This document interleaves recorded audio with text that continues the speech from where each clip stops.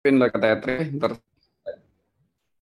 A'udzubillahi minasyaitonirrajim. Bismillahirrahmanirrahim. Robbi a'udzubika min hamazati sayatin wa a'udzubika robbi ayahdurun robbi shrahli sadri wa yassirli amri wahlul 'uqdatam min lisani yafqahu qawli. Assalamualaikum warahmatullahi wabarakatuh. Alhamdulillahirabbil alamin, segala puja-puji milik Allah Subhanahu wa taala yang sore hari ini Inner Heart Talk kita lagi bikin special edition sama Mas Sony. Selamat Idul Adha yang merayakan hari ini bertepatan dengan hari kurban juga gitu ya. Senantiasa Idul Adha ini membawa kita menuju kepada kebaikan dan mudah-mudahan kita bisa menghadapi situasi sulit ini dengan lebih baik lagi. So, sore hari ini kita akan berbincang-bincang sama Mas Sony berbicara tentang hakikat Idul Adha. So, kita sapa dulu. Mas Sony, apa kabar, Mas? Baik, Kang Abu, Sehat ya? Alhamdulillah ya. kurban. Selamat berkurban. Oke, ini di Kurban yang episode kedua. episode spesial nih, apa namanya, biasa ya kita ada spesial episode selain season 1, season 2 yang beruntut gitu, tetapi kalau ada sesuatu idea yang ingin kita bahas ya kita bikin episode spesial ini. Khususnya hari ini kita akan bicara tentang Idul Adha. So, Idul Adha tuh boleh diceritain Mas Sony, apa sih sebetulnya hakikat yang bisa kita pelajari dari Idul Adha ini? Silakan Mas Sony. Terima kasih. Assalamualaikum warahmatullahi wabarakatuh. Salam sejahtera buat kita semua. Namaste. Em, jadi Idul Adha itu kan kita diajarkan untuk berkurban ya. Hmm, Oh iya, by the way, ini adalah episode kedua Idul Adha di Inner Heart Talk, karena sebelumnya udah ada episode yang membahas tentang Idul Adha. Tadi saya udah lihat-lihat lagi gitu. Jadi supaya nggak apa sama gitu topik bahasannya. Lalu kemudian kita mau bahas dari perspektif lain yang lebih dalam lagi di episode kali ini. Jadi Idul Adha itu di sini kita diajarkan untuk berkurban. Nah, kurban itu saya nggak mau bahas secara fikih ya, tapi saya mau bahas secara hakikat ya. Kurban itu kan berasal dari kata bahasa Arab koroba yang artinya mendekatkan diri ya kan. hmm, hmm. Atau misalnya kurubatin. Nah, di satu surat di Al-Quran disebut bahwa salah satu cara untuk mendekatkan diri kepada Tuhan itu dengan menafkahkan sebagian harta, begitu ya. Hmm. Boleh dibuka tuh Kang Abu ayatnya surat Oke. 9 ayat 99. Surat 9 ayat 99. Ya. Oke. Oke. 9 ayat 99. Auzubillahi minasyaitonirrajim. Bismillahirrahmanirrahim. Di antara orang-orang Arab Baduy itu ada orang yang beriman kepada Allah dan hari kemudian dan memandang apa yang dinafkahkannya di jalan Allah itu sebagai jalan untuk mendekatkannya kepada Allah dan Nah, sebagai jalan ya, oke. itu ada kata-kata kurubatin indallah. Jadi kurban itu artinya kurubatin itu artinya mendekatkan diri. Hmm, Ya. Nah, silakan dilanjutkan lagi. oke. Sebagai jalan untuk mendekatkannya kepada Allah dan sebagai jalan untuk memperoleh doa Rasul. Ketahuilah, sesungguhnya nafkah itu adalah suatu jalan bagi mereka untuk mendekatkan diri kepada Allah. Kelak Allah akan memasukkan mereka ke dalam rahmat surganya. Sesungguhnya Allah Maha Pengampun lagi Maha Penyayang. Ya. Jadi kurban itu artinya hakikatnya adalah mendekatkan diri kepada Tuhan ya. Nah, kita harus tahu dulu hakikat dari Tuhan itu artinya apa ya. Ini boleh ditutup aja dulu Kang Abu. Ya, Jadi oke. Tuhan itu artinya segala sesuatu yang dominan di hati dan pikiran kita. Hmm. Jadi kalau misalnya hari ini yang dominan di hati dan pikiran kita itu ketakutan misalnya Hmm. karena penyakit, nah gitu jadi mendominasi hati dan pikiran kita. Itu ketakutan itu bisa jadi Tuhan kita loh gitu. Kalau Hmm. misalnya yang dominan di hati dan pikiran itu anak, kalau ditanya tujuan hidup apa, membesarkan anak sampai sukses, nah itu anak jadi Tuhan kita. Harta bisa jadi Tuhan kita, jabatan bisa jadi Tuhan kita, apapun itu bisa mendominasi hati dan pikiran kita gitu ya. Hmm. Nah, jadi apapun bisa mendominasi hati dan pikiran kita dan apapun yang mendominasi hati dan pikiran kita itulah Tuhan kita gitu ya. Oke. Itu hakikatnya begitu ya. Oke. Oke. Nah, sekarang ada kata-kata la ilaha illallah, tiada Tuhan selain Allah. Allah itu hakikatnya adalah zat maha kasih sayang, ya kan? Jadi makanya di dalam surat 17 ayat 110 misalnya, Hmm. boleh dibuka ya. 17 ayat 110. Ya. Oke. 110. Ya. Habis ini Katakanlah, serulah langsung. Allah atau serulah Ar-Rahman dengan Ya, nama yang mana saja yang kamu seru. iya. Jadi di sini adalah seluruh Allah atau Ar-Rahman. Jadi Allah itu artinya adalah Ar-Rahman. Makanya Bismillahirrahmanirrahim. Sehingga Allah itu artinya secara hakikat adalah Zat Maha Kasih Sayang. Hmm. Makanya di dalam Quran juga sebutlah dengan nama Allah atau Bismillah dengan menyebut nama Allah yang Maha Pengasih lagi Maha Penyayang, ya kan? Ya. Allah telah menetapkan atas dirinya kasih sayang di surat 6 ayat 54, ya. Oke, surat 6 ayat 54. Ya. Apabila orang-orang beriman kepada ayat-ayat kami itu datang kepadamu, maka katakanlah, Salamun alaikum. Tuhanmu telah menetapkan atas dirinya kasih sayang. Ya.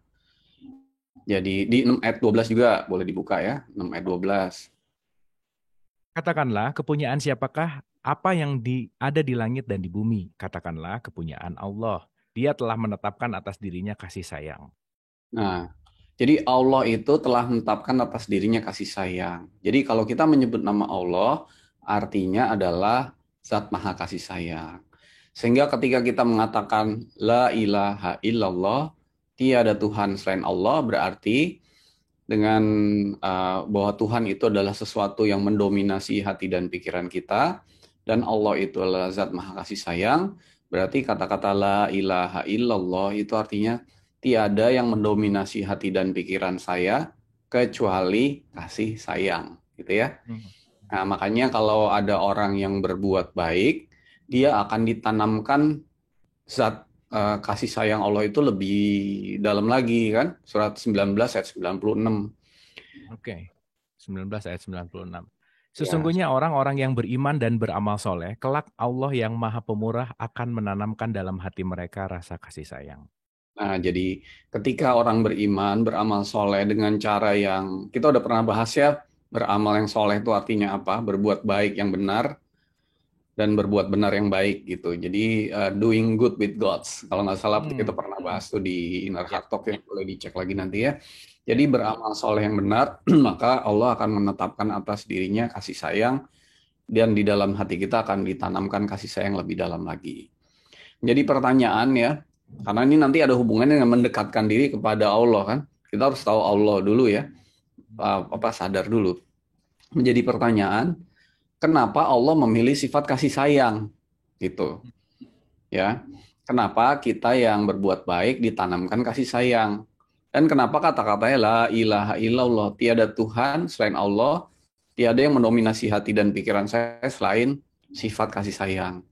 Hmm. Karena kasih sayang itu ya adalah keseimbangan yang tidak bisa diganggu gugat, yang menyatukan semua semesta gitu. Nah, ini Hmm. agak dalam dikit ya. Jadi Boleh kasih diulang Mas Sani, sayang boleh diulang Mas Sani. Gimana kasih sayang itu apa gimana? kasih sayang itu Hmm. adalah keseimbangan Hmm. yang nggak bisa diganggu gugat oleh siapapun, Hmm. yang mengikat, menyatukan alam semesta keberadaan ini semuanya. Hmm.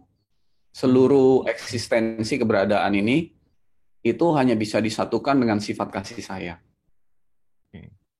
Nah, kalau kita ngelihat satu orang ya, misalnya Mother Teresa atau misalnya Nabi Muhammad, lalu kemudian Nabi Isa, lalu kemudian misalnya Dalai Lama dan sebagainya itu, mereka bisa mengikat hati banyak orang menjadi pengikutnya karena sifat kasih sayangnya yang ada di dalam dirinya gitu.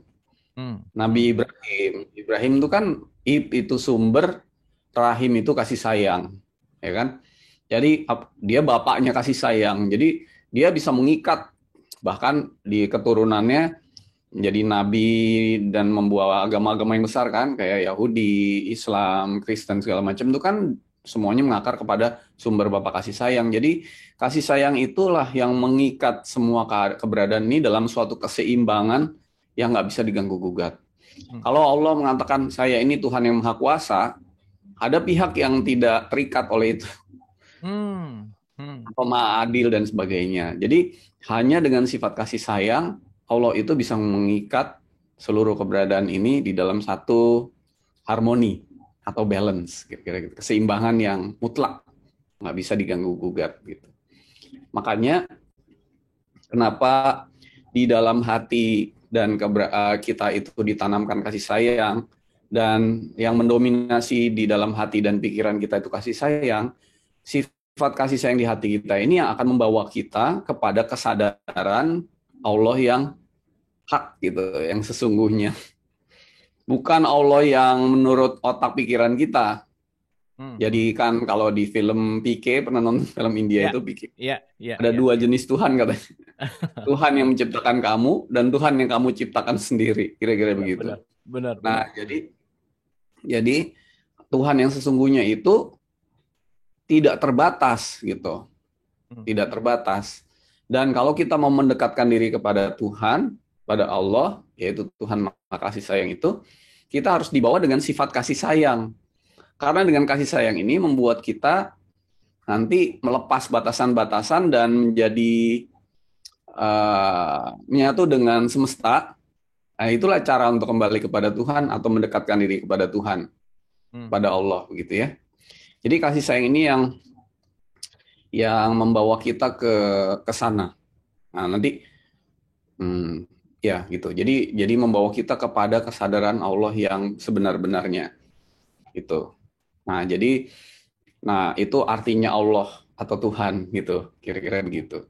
Dan kenapa dipilih sifat kasih sayang gitu, bukan sifat-sifat yang lain.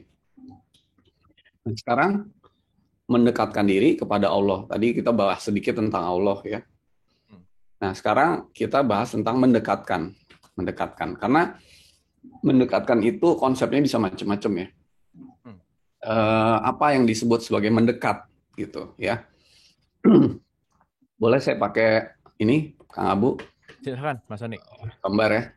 Ya, supaya visualnya enak. Ini jelas ya? Ya, clear. Nah, makanya Nabi Ibrahim itu membangun Ka'bah yang seperti ini ya. Kotak kan? Ya. Bentuknya. Disebut sebagai Baitullah. Kan ada istilah kolbu mukmin Baitullah. Jadi Betul. hati orang yang beriman itu adalah tempat Allah bersemayam, ya kan? Nah, tapi di dalam hati dan sebenarnya bait ini di sini bukan cuman kolbu, tapi hati, pikiran, semuanya gitu kan? Nah, kenapa dibikin kotak begini? Karena memang kebanyakan manusia hati dan pikirannya kotak begini, dan di dalamnya awalnya banyak Tuhan ya. Nah, ini ada Tuhan 1, 2, 3 gitu kan? Makanya dulu di dalam Ka'bah ada Lata, Uzza, Mana segala macam kan? Nah, ini Tuhan kita nih bisa bentuknya anak, bisa bentuknya keluarga, bisa bentuknya jabatan gitu misalnya kan, bisa bentuknya kekayaan, harta gitu, bisa bentuknya macam-macam nih. Nah, ini bisa juga nggak bentuknya agama gitu. Oke. Mungkin ya, memungkinkan ya. Mungkin kalau kita yang di hati dan pikiran kita adalah agama, ya agama bisa jadi Tuhan loh. Nah, bisa jadi yang lain-lain nih, DLL, DSB gitu kan. Apapun. Intinya ini nih bisa dua. Satu, ini bisa eksternal, di luar kita, bisa juga internal. Nah, internal ini terkait dengan sikap kita misalnya. Nah, eksternal ini misalnya ini nih, anak, keluarga, jabatan, harta, dan lain-lain sebagainya. Agama bisa juga. Nah, di dalam Lebaran Idul Adha ini atau Idul Kurban itu, kita itu diminta untuk menyembelih Tuhan-Tuhan di dalam diri kita itu. Sebagai contoh misalnya harta. Kita diminta untuk menyembelih quote unquote ya, artinya secara hakikat ya, kecintaan kepada harta gitu. Lalu cerita tentang Nabi Ibrahim bermimpi tentang Nabi Ismail itu menyembelih kemelekatan terhadap anak. Tapi bukan cuma itu, banyak keluarga disembelih juga kemelekatannya, jabatan dan sebagainya. Bukan berarti kita tidak boleh memiliki ini, tetapi kemelekatannya disembelih. Oke. Itu yang eksternal ya. Yang internal ini misalnya pikiran ya. Pikiran nanti kita bahas nih ya. Jadi ternyata nih kita bahas dulu eksternal ya. Nah, dengan adanya kurban sebenarnya Baitullah itu yang digambarkan Nabi Ibrahim sebagai kotak itu hendak dihancurkan batas-batas ininya nih, Kang Abu. Hmm, hmm. Dihancurkan batas-batas ininya. Karena Allah nggak mungkin bersemayam di bangunan kotak begini.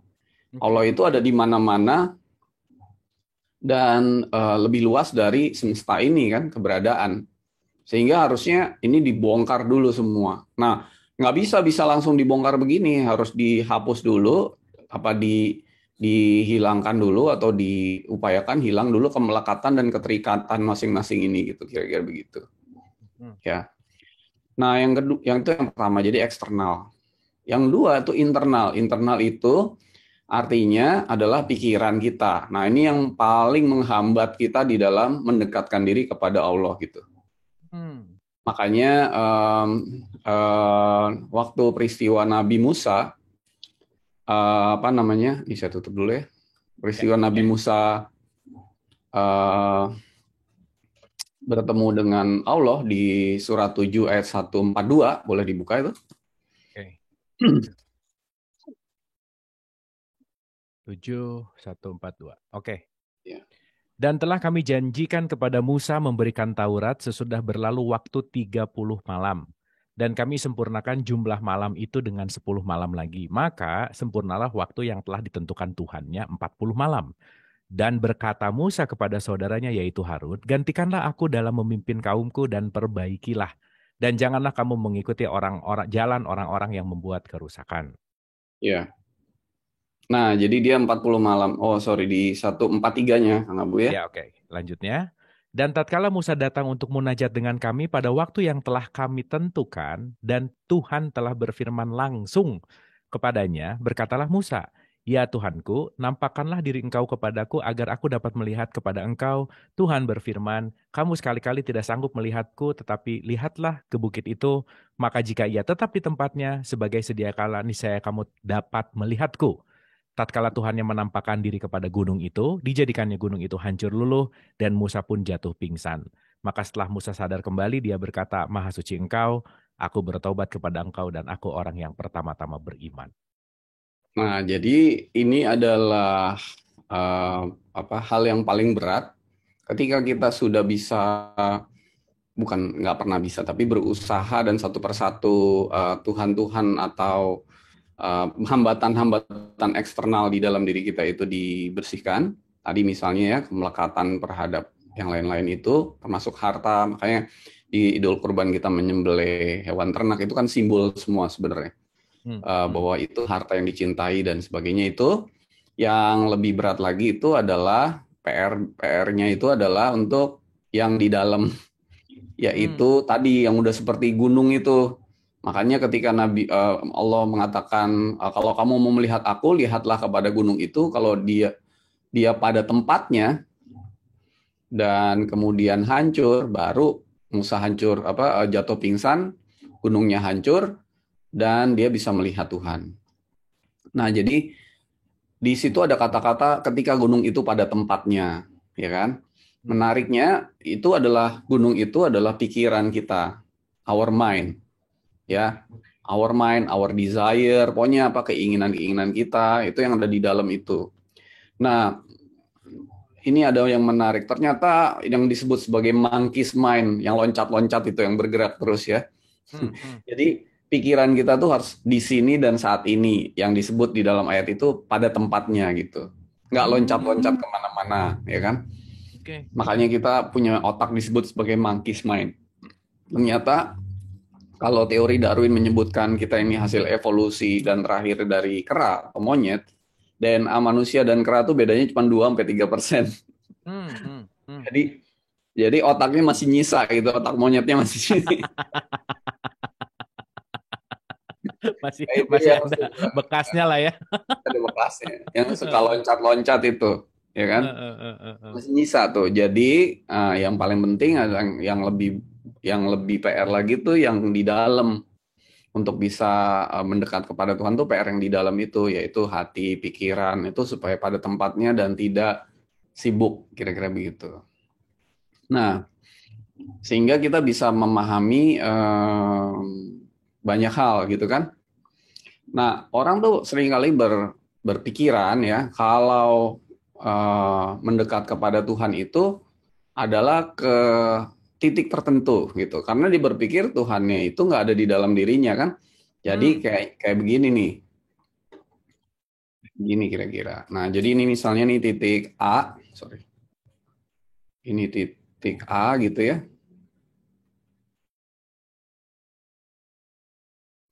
Ini titik A, ini titik B gitu. Di sini saya, di sini Tuhan atau Allah gitu. Ya. Jadi saya itu mau mendekat kepada Tuhan harus melalui perjalanan begini gitu. Sampailah saya kepada Tuhan Hmm. begitu. Nah, ini dilambangkan dengan perjalanan sa'i dari Safa ke Marwa gitu. Oke. Ini kan bolak-balik jalan terus. Ya kan di situ kan ceritanya mencari air, tapi itu hakikat ya.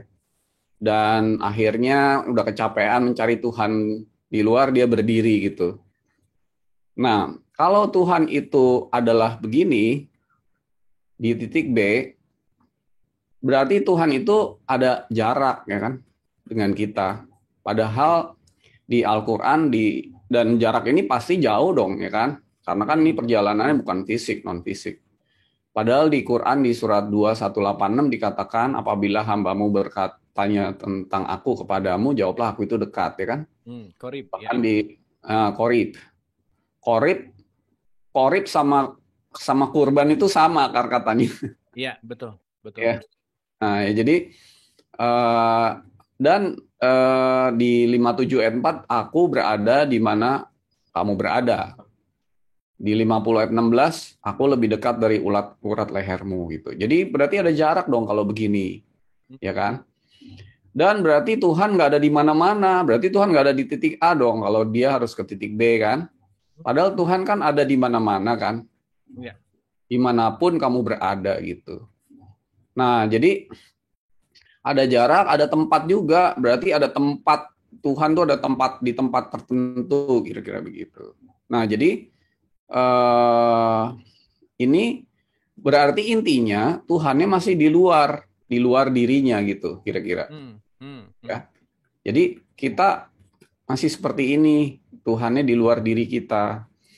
Jadi makanya kita tuh nggak perlu cari Tuhan ke Himalaya, maaf ya, ke Mekah Hmm. atau Hmm. ke kota-kota tertentu, atau misalnya, wah kalau mencari Tuhan ya harus ke masjid misalnya, ya kan?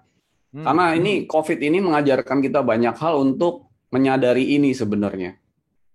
Oke. Jadi kita nggak perlu nyari Tuhan keluar, Tuhan itu adanya dekat gitu, ya kan? Di dalam kita gitu. Makanya setelah ini eh, eh, ritual haji itu adalah wukuf. Wukuf itu, maaf ya, wukuf itu di Arafah. Wukuf itu artinya adalah diam, ya kan? Diam untuk dapat diam tidak mengapa-ngapa ya, diam nggak ngapa-ngapa untuk dapat artinya wukuf tuh ya, untuk dapat Arafah. Arafah itu mengenal Tuhan, Hmm. mengenal Allah gitu. Nah, karena Allah itu nggak bisa dicari di luar, tapi tadi perjalanannya gitu ya. Tadi hati kita kotak, kemudian kita itu banyak Tuhan di dalam diri kita harus dibongkar dulu dengan kurban. Lalu kemudian kita tuh biasanya tuh perjalanan keluar, wah kalau saya tuh ngerasanya kalau pengen deket Tuhan harus ke sana gitu misalnya. Hmm. Ke Hmm. sana itu bisa kemana aja kan. Di sini enggak berarti kan. Nah lalu kemudian berikutnya itu step berikutnya, oh iya ya ternyata kemana-mana dapat kita nggak bisa mendapatkan hakikat Tuhan Allah itu. Akhirnya kita diam. Nah dengan COVID ini kita diminta untuk diam di rumah. Malah kita bisa sadar ke dalam dan mencari Tuhan yang sejati, yang sebenarnya perjalanannya itu kalau mau disebut perjalanan ya, itu ke dalam diri kita sendiri gitu ya. Jadi mendekatkan diri kepada Allah itu ya ke dalam, bukan Hmm. ke luar gitu ya. Nah, Makanya perjalanannya seperti ini gambarnya. Perjalanannya itu begini. Nah, sorry ya. Nah, ini gini nih. Ini gini. Tapi ada dua hal nih. Ada yang begini. Jadi orang mencari Tuhan ke dalam tapi nggak nyampe-nyampe karena dia terjebak oleh pikiran, oleh konsep gitu ya, oleh apa yang sudah pernah dibaca dan sebagainya gitu. Akhirnya dia muter-muter aja gitu. Tapi sebenarnya hakikatnya mencari Tuhan itu seperti spiral begini. Nah, apapun yang udah diketahui, lepaskan, belok. Nah, gitu. Hmm. Apapun yang udah diketahui, lepaskan lagi. Jadi jangan sampai pernah bersentuhan. Jadi setiap hari itu kita dikasih kesadaran yang terus-menerus bertambah gitu. Nah, lama-lama kita akan terus masuk ke dalam sampai di titik tertentu. Di titik ini nih kita ngerasa kita tidak tahu apa-apa, kayak setitik debu aja, a speck of dust gitu, tidak bisa apa-apa. Kita bukan siapa-siapa gitu, seperti setitik debu aja gitu. Nah, ketika kita udah di sini, kenapa tidak tahu apa-apa? Pada saat kita merasa kita tidak tahu apa-apa, sebenarnya kita ada di dalam tingkatan kecerdasan yang paling tinggi loh, Kang Abu. Karena begitu kita merasa kita nggak tahu apa-apa, nggak bisa apa-apa, bukan siapa-siapa, kayak setitik debu aja, itu tiba-tiba kita dipindahkan ke dimensi yang lain. Nah, saya mau cerita gini. Sebenarnya apa yang manusia tahu itu hanya 0,00 sekian persen dari pengetahuan yang ada gitu. Ya. Nah, apa yang dilihat secara fisik terlihat itu hanya 0,000 sekian persen dari apa-apa yang ada. Jadi sebenarnya sebagian besar 99,99% lebih itu adalah apa yang tidak kita tahu dan apa yang tidak terlihat gitu. Nah, kalau kita ini merasa tahu, maka kita ada di dimensi yang 0,0 sekian persen itu gitu. Kalau kita mencari Tuhan yang hanya bisa kelihatan itu nggak ada di situ karena itu hanya 0,00 sekian persen. Begitu orang yang merasa dirinya setitik debu tadi udah mendapatkan ketemu Tuhan tadi yang di titik itu dia dipindahkan ke dimensi yang 99,999%. Ya pasti dia ngerasa dia nggak tahu apa-apa lah. Tapi bayangin ya kalau di dimensinya pindah ke 99,99 sekian persen itu, lalu dia diberi pengetahuan seperti setitik embun aja, a drop of water gitu, tes gitu.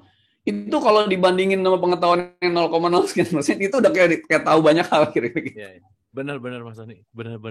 Oke. Nah, jadi kita nanti bukan berarti nggak tahu apa-apa tuh bengong, bego gitu, enggak gitu. Tapi kesadaran kita merasa kita tuh masih, aduh nggak tahu apa-apa deh, nggak bisa apa-apa.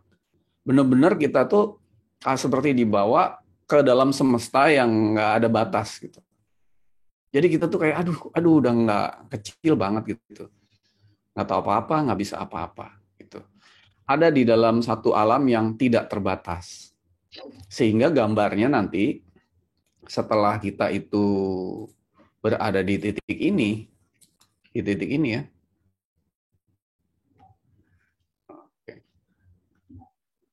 Ini, itu kita akan dibawa ke titik ini. Titik yang begini. Nah, gitu. Jadi kita akan ada di sini, kelilingnya di sini. Nah, ini namanya unlimited. Nah, terus gitu. Kayak di bawah terus gitu.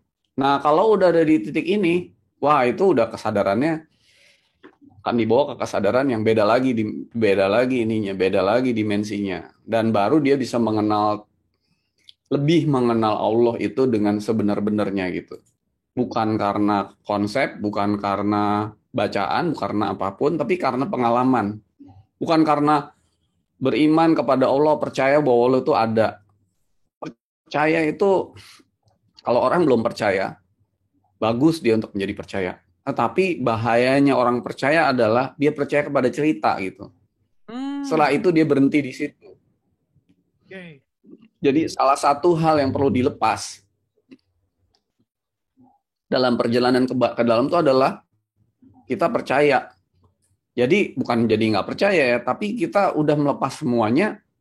Sekarang biarkan fasenya mengalami gitu. Nah, ketika mengalami, baru kita bisa, oh ternyata begitu yang sebenarnya gitu. Karena orang-orang Kalau yang kalau percaya belum percaya tentu kepada cerita, mengalami ya, Mas Doni ya. nah penyakitnya orang percaya itu dia nggak kepengen ngalamin, percaya aja gitu. Ya udah pokoknya percaya aja gitu ya. Apalagi Iya yang benar. ngomong adalah orang yang dipercaya dia gitu. Misalnya Kang Abu bilang, Kang Sony itu ada di Bandung itu ada apa namanya gado-gado enak gitu. Eh, eh, eh, Oh, eh. Kang Abu yang bilang, saya tahu Kang Abu itu apa selera kulinernya oke. Saya bilang oke, percaya Kang Abu gitu. Udah, Eh, saya eh, nggak eh. kepengen nyobain gado-gado itu, kira-kira gitu kan. Oke, Nah, oke. kalau Kang Abu bohong gimana? Iya, iya, benar, benar, benar, benar, benar, benar, benar. Dan kalaupun Kang Abu bener bahwa gado-gado itu enak, itu cuma sekedar cerita buat saya gitu. Bener nggak? Benar, benar, Mas Doni. Nah, jadi harus dialamin. Hmm. Dan itu nggak bisa diwakilin. Ya biar Kang Abu aja deh yang ngerasain gado-gado itu. Saya sih emang nggak perlu lah gitu. Ini bukan masalah gado-gado, ini masalah Tuhan gitu. Nah, anyway Mas Doni jadi relate sama Quran ya. Sekarang kalau orang cuma tahu cerita Quran, hafal cerita Quran tapi tidak mengalami, ya stop di cerita, selesai gitu ya, sama aja kali ya. Betul, makanya kata-kata Sodaqallahul Azim itu maha benar Allah dengan segala firman-Nya seharusnya setelah dia mengalaminya sendiri. Hmm. Bukan begitu baca lalu ditutup maha benar Allah dengan segala firman-Nya. Tahu dari mana? Gitu. Iya benar. Benar, benar, benar.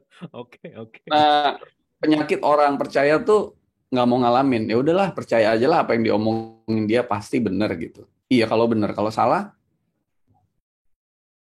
karena gini, makanya banyak orang tuh kan nyampur antara konsep ya kayak satu ayat terjemahin sama ulama beda, artinya beda gitu loh. Hmm, hmm. Jadi beda-beda gitu. Makanya oke, kalaupun dia benar, omongan dia benar, itu hanya cerita buat saya gitu.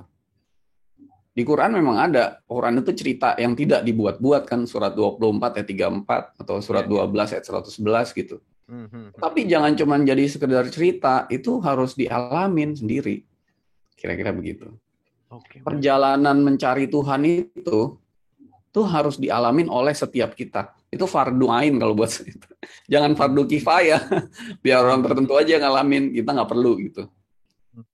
Ya, karena ini suatu hal yang setiap manusia itu ya memang harus mengalami itu karena itulah mengapa kita ada di sini kan untuk mencari Tuhan yang sejati, Allah yang sejati dan kita nanti suatu saat akan kembali ke Allah yang bukan menurut apa yang kita ciptain tadi kan, tapi yang sebenarnya menciptakan kita, kira-kira begitu.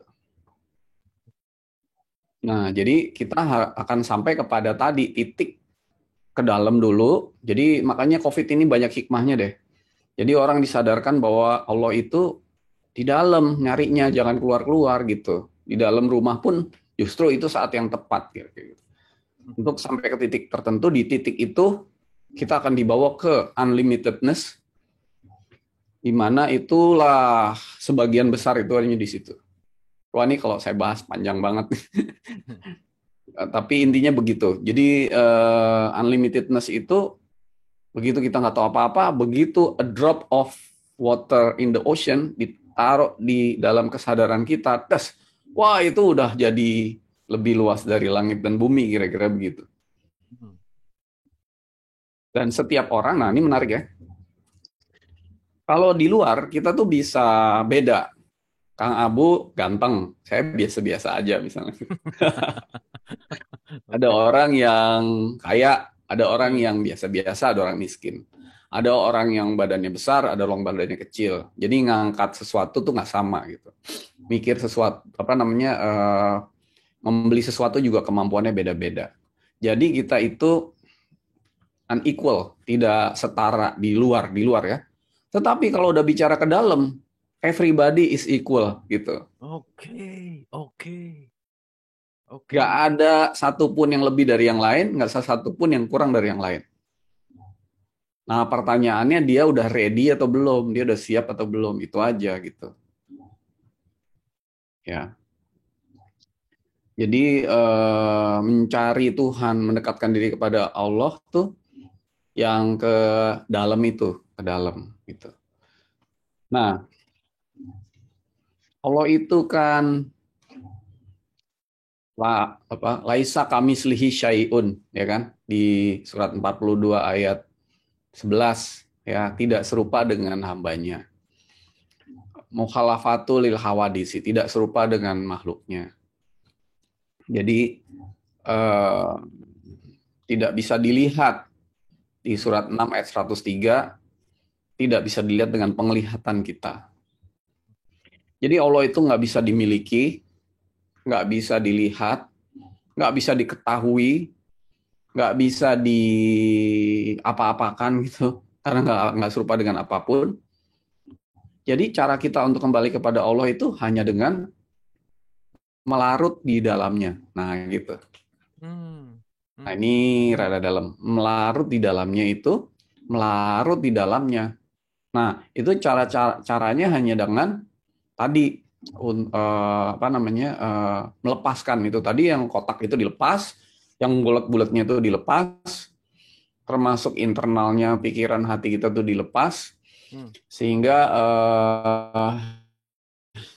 kita ada di suatu kondisi yang kalau dalam bahasa Inggrisnya itu nothingness. Nothingness itu Hmm, artinya tadi nggak tahu apa-apa, nggak bisa apa-apa, kok benar-benar kayak setitik debu gitu, nothing gitu. hmm. Nah, di titik itu berarti kita sudah siap untuk diberikan kesadaran-kesadaran yang lebih dalam lagi, kira-kira begitu. Nah, jadi itu mendekatkan diri itu begitu, bukan keluar ke dalam ya, dalam caranya begitu. Nah, nanti yang keluar kemelekatannya disembelih dulu nah itu satu persatu gitu ya. Lalu kemudian nanti terakhir hati dan pikirannya. Nah, saya mau bahas hati dan pikiran dan bagaimana caranya untuk ke sana. Jadi kita itu udah terhubung dengan semesta, Kang Abu, sebenarnya. Sebagai manusia, kita itu sebenarnya ada di dalam suatu konektivitas atau keterhubungan yang luas gitu. Nah, tapi kita tadi menciptakan tembok, tembok yang kayak Ka'bah gitu, sehingga kita tuh tidak terhubung, tidak terkoneksi gitu. Hmm. Sebenarnya itu bisa lihat. Bukan karena itu nggak ada, tapi karena eh, tertutup oleh pikiran kita gitu. Nah, jadi pikiran kita itu selalu sibuk dengan pikiran-pikiran yang nggak bisa dikendalikan, ya kan? Sehingga kita tuh nggak bisa melihat hakikat Tuhan misalnya, hakikat-hakikat yang lain gitu. Hmm. Tapi sebenarnya kalau kita tuh udah siap tadi ya di dalam satu proses seperti itu, oh arahnya ke sana, kita udah siap, maka Tuhan Allah itu akan membantu gitu. Hmm. Jadi kalau istilahnya tuh kalau muridnya siap, gurunya akan datang gitu. Oke, yes, yes, yes. Nah, jadi kita nggak usah nyari jauh-jauh di Himalaya, naik gunung. Itu ada di dalam diri ini sendiri gitu. Tapi tadi ya, kalau kita siap gurunya datang. Tapi kalau kitanya nggak siap, meskipun gurunya udah di depan mata, nggak kelihatan gitu. Padahal udah siap ngajarin kesadaran-kesadaran itu gitu. Oke, Makanya oke. nggak terlihat karena kita nggak menghiraukan itu gitu ya. Makanya itu tadi ya, intinya jangan mencari keluar, cari aja di dalam, uh, uh, within ourselves, di dalam diri kita sendiri. Nah, godaan yang paling besar itu adalah pikiran kita sendiri. Makanya ya,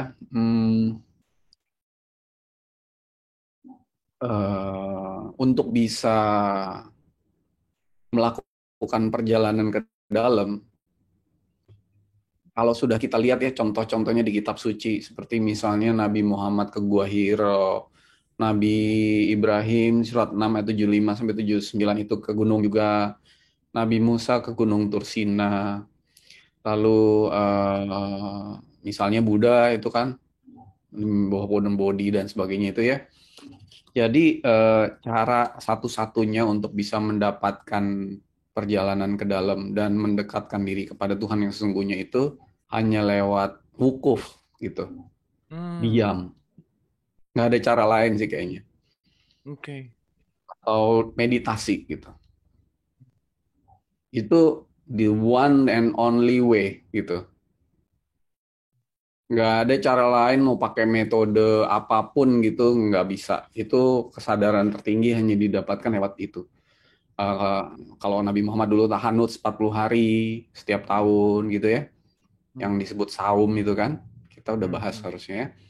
Tuh, terus kemudian Nabi Ibrahim juga, Nabi Musa juga 40 hari tadi di surat 7 ayat 142 dan sebagainya itu hanya lewat itu aja. Nah, makanya sebenarnya COVID ini punya banyak hikmah untuk kita bisa punya banyak waktu untuk bertahanut atau wukuf di dalam rumah untuk bermeditasi gitu. Meditasi ini kita perlu banyak latihan waktu tiap hari gitu, dan tahanus ya atau itikaf apapun namanya ya, kita mau nyebutnya apa aja, sehingga kita nanti bisa ada di dalam keadaan meditatif gitu. Meditatif tuh adalah keadaan kita, bukan suatu ritual gitu nantinya. Setiap saat tuh meditatif gitu. Jadi intinya tuh kalau dulu saya pernah punya TV ya, zaman dulu tuh TV yang gede gitu, bukan TV kabel, pakai antena. Tuh begitu beli TV ya, dicolokin lalu saya cari-cari antena di atas genteng gitu, dicari-cari gitu sampai gelombangnya pas bagus untuk semua channel kira-kira gitu ya. Nah lalu setelah sampai di situ dipaku kan, dipaku udah gitu, stay gitu.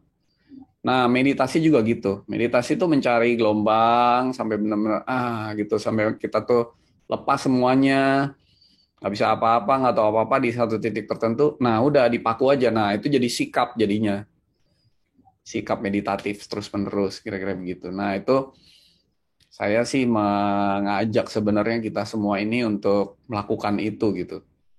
Sehingga kita tuh nggak berhenti di cuman level percaya aja kepada omongan, kepada bacaan, kepada apa, tapi juga mengalaminya gitu. Sehingga apa yang menjadi kebenaran itu memang benar-benar terjadi gitu. Memang benar-benar ya itulah apa adanya gitu. Kira-kira begitu. Jadi tapi memang itu proses. Jadi yang dimulai dari luar, lama-lama ke dalam, dalam-dalam, lama-lama ke tahapan seperti itu. Kira-kira begitu, Kang Abu. Oke, thank Nah, you, Mas baru Doni. kita bisa mendapatkan kesadaran bagaimana sih sebenarnya perjalanan kembali kepada Allah yang sebenar-benarnya. Kira-kira begitu. Itu Kang Abu mungkin. Oke, Mas Doni, cuman tadi ada satu hal yang mungkin kayaknya sedikit harus agak lebih didalemin gitu ya. Soalnya tadi bicara tentang sesuatu yang di luar itu semuanya bisa berbeda gitu ya, yang kaya, yang miskin dan seterusnya. Yang di dalam itu equal. Dan tadi Mas Doni berbicara bahwa ada kesiapan gitu ya, kira-kira kesiapan. Nah, apa sih yang harus kita persiapkan secara daily rutin atau ya setiap hari gitu, secara praktikal gitu, supaya kita tuh benar-benar bisa siap untuk ya tadi, kalau muridnya siap, gurunya datang gitu. Kita supaya mempersiapkan diri supaya guru datang tuh apa sih yang harus kita lakukan, Mas Soni? Pertama kali niat. Jadi kalau kita tuh berniat, pasti Tuhan mendengar gitu. Dan kita akan ditunjukkan cara-cara. Makanya kalau di dalam surat Al-Baqarah itu ayat berapa? 120-an itu dibilang Nabi Ibrahim berdoa, tunjukkanlah cara-cara berhaji kami, gitu kan? Tempat-tempat berhaji. Di surat berapa tuh? 124 sekian. 128 lah, 126 ke atas. Ya. Jadi tunjukkanlah cara-cara tempat-tempat kami berhaji gitu. Nah, itu doa Nabi Ibrahim itu sebenarnya secara hakikat bagaimana kami melakukan perjalanan untuk tadi ya, untuk bukan perjalanan yang dari titik A ke titik B, tapi yang kayak spiral gitu ke dalam, caranya gimana ya Allah. Nah, itu kalau ada, saya pernah diceritain sahabat saya tuh ya, Pak Gunadi namanya. Itu dia bilang kalau ada kita mau nyebrang ke sungai, kita nih anak kecil, kemudian ada orang gede, itu bisa kemudian kalau ini gimana caranya? Nah, dia cuma nunjukin nanti kamu ke sini, habis itu ke sini, habis itu ke sini gitu kan. Nah, kita yang menempuh perjalanan sendiri ke sana. Bisa juga kita dituntun sama dia gitu. Dituntun sampai ke sana gitu. Tapi yang Tuhan mau sebenarnya bukan cuma ditunjuki, dibimbing, bukan cuma dituntun, tapi digendong sampai ke sana gitu. Nah, jadi diperjalankan istilahnya. Kayak Isra Mi'raj itu kan diperjalankan sampai ke tempatnya. Jadi Allah bukan sekedar menunjuki tempat-tempat berhaji atau haji itu secara hakikat perjalanan kembali ke Tuhan kan. Haji itu kan pilgrimage, perjalanan. Tapi juga menunjuki, menuntun, dan menggendong kita sampai ke tempat yang dituju itu. Dan yang pasti bukan fisik kita yang pindah, tapi kesadaran kita yang pindah gitu ke sana.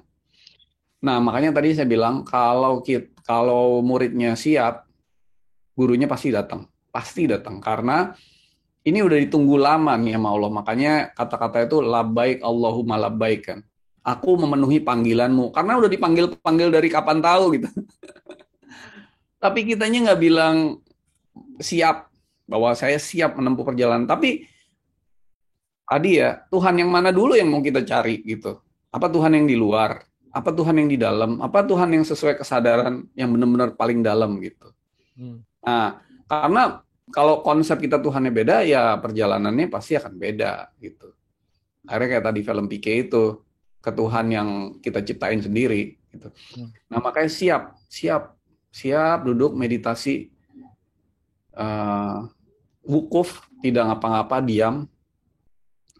Nah, mungkin apa namanya, ini perlu dialamin, tapi kalau mau nanti kita bikin sesi khusus buat gimana cara meditasi atau wukuf yang benar gitu kan. Nah, sehingga kita bisa dibawa ke perjalanan yang makin dalam ke dalam, makin dalam ke dalam.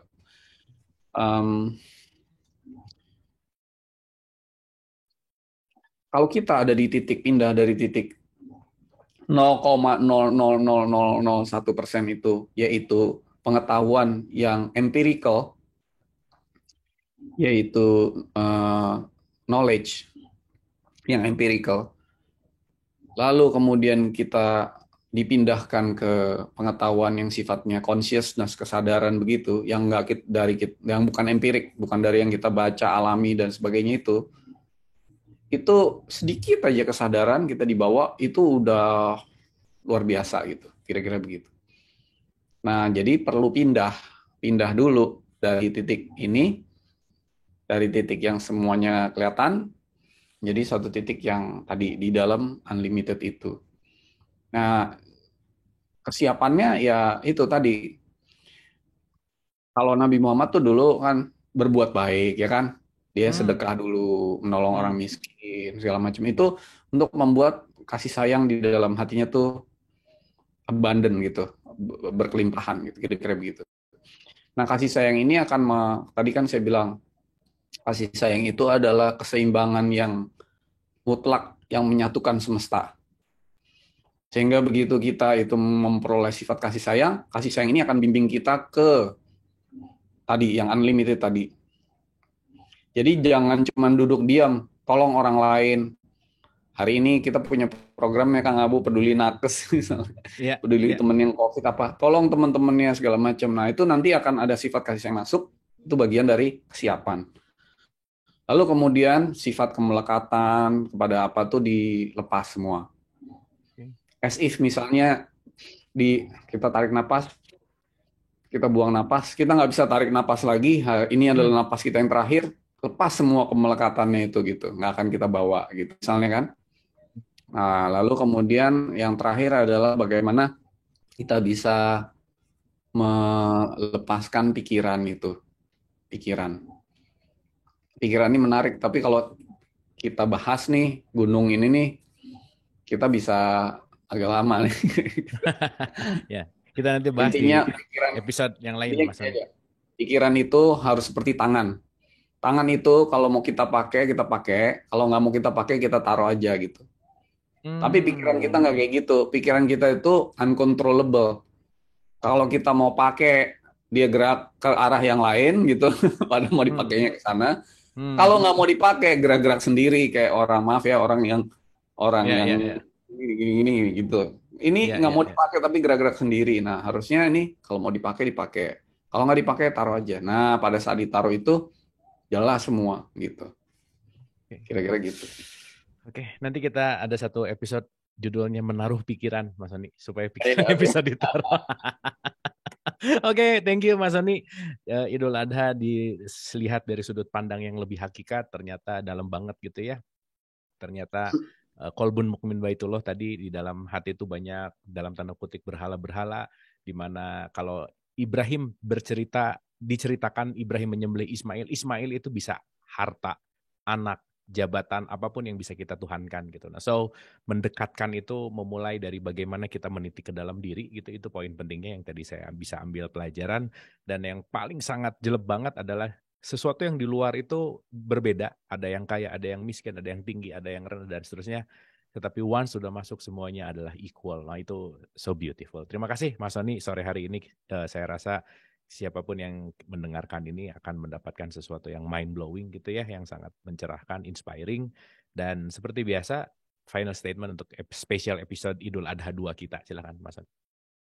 Ya, jadi intinya dari kotak yang banyak bulat-bulat di tengah menuju garis, Hmm. menuju ke bundaran lingkaran yang orang suka bilang lingkaran setan itu, yang muter aja di situ nggak kemana-mana gitu. Ya. Karena kita terjebak oleh konsep kita sendiri, pikiran kita sendiri, apapun dari kita sendiri, dan menuju kepada spiral. Spiral di mana makin lama makin ke dalam, makin ke dalam, makin ke dalam, makin ke dalam, sampai akhirnya di satu titik di mana kita itu merasa tadi nothingness, Hmm. ketiadaan. Saya ini, aduh, udah nggak ada deh gitu. Udah kecil sekali, apa namanya, nggak penting, kemudian nggak tahu apa-apa, nggak bisa apa-apa. Dan kasih sayang Allah akan bantu kita dipindahkan dari titik itu ke titik yang namanya unlimited, di mana di situ kita akan, tadi lambang simbolnya simbol unlimited kan begitu ya, Hmm. Hmm. simbol ke apa, tak terbatas, tak terhingga itu kan begitu.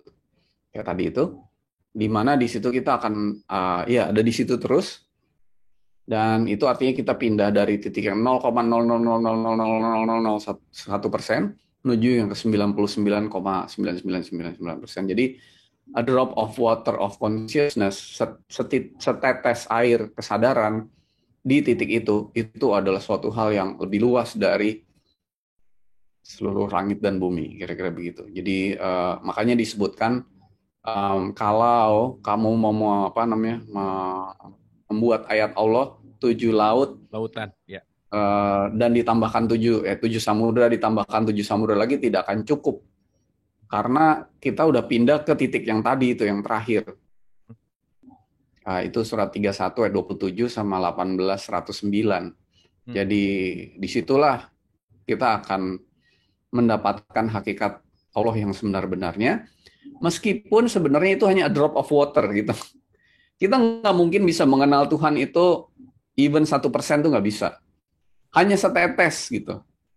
Tapi itu udah yang benar gitu. Daripada dapat banyak tapi cerita gitu kan. Lebih baik dapat setetes tapi pengalaman sendiri. Kira-kira begitu. Wah, keren. Oke. Jadi saya kesimpulannya adalah menunggu Kang Abu mentraktir saya gado-gado paling enak di Bandung. Karena saya mau ngalamin. Nanti kalau PPKM udah selesai Mas Sony. Oke, thank you Mas Sony. Wah, mantap nih. Jadi lebih luas lagi ya berbicara tentang kurban. Ternyata kurban tidak hanya berbicara masalah sapi, masalah kambing gitu, which is itu hanya sebagai suatu ritualnya gitu, tetapi ada hakikat-hakikat terdalam yang justru yang terdalamnya adalah penitian menuju ke dalam diri kita yang sejati. Terima kasih telah menyaksikan episode ini. Semoga bermanfaat. Mohon maaf lahir dan batin. Sampai ketemu di episode yang akan datang. Hatur nuhun. Terima kasih. Wabillahi taufiq wal hidayah. Assalamualaikum warahmatullahi wabarakatuh. Mas Soni, terima kasih banyak. Betul. Thank you, Terima Mas Soni. kasih, Thank Kang you. Abu. Terima Terima kasih. kasih semua.